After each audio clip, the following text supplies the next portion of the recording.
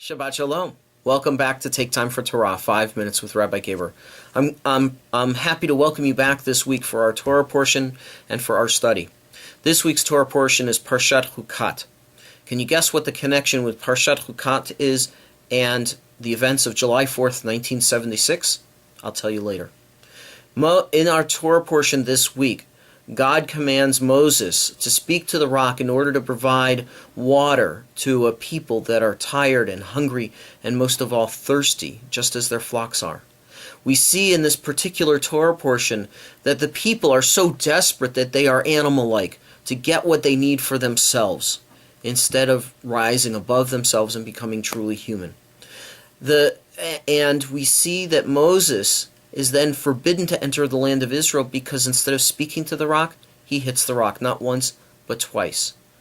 There are many, many commentators who speak on this particular story.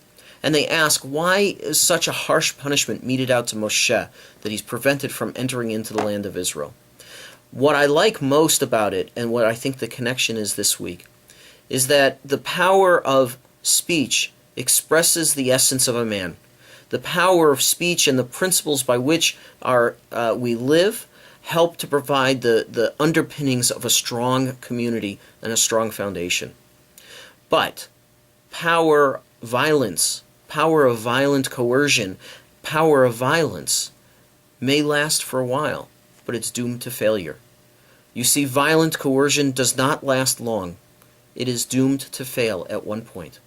Our Parsha reminds us that a leader must motivate his or her people not through the destructive use of violence, but through the power of his or her words, through the power of their values. Moses' harsh punishment for his insistence on hitting the rock shows us that those who rule by force ultimately die by force. Perhaps that's the connection to the Torah portion with the events of July 4th, 1976, which happens to be the same Torah portion. On July 4th, 1976, the raid on Entebbe, where over 100 stunned hostages are saved by a group of IDF soldiers led by Yonatan Netanyahu. Many of us remember those events of 35 years ago, and how daring it was and how proud we were to be Jewish. But more so, we should be proud of the values that come out of that raid for all of us. Major General Reserve Doron Almog speaks to us about this from the Israel Defense Forces. He was the first soldier on the ground to help those hostages and to get them out of Entebbe safely. And he has 3 insights that he shares with us. First of all, the young soldiers. Those young soldiers who were incredibly trained projected confidence, and they projected the intelligence and sechel, the understanding of what they needed to do. And that provides us with a component of real strength. Secondly, it's a moral imperative and exemplary society. When we reach out to help others, to save a life is to save a world. To love your neighbor as yourself. To use those values to go out of our way to help someone else.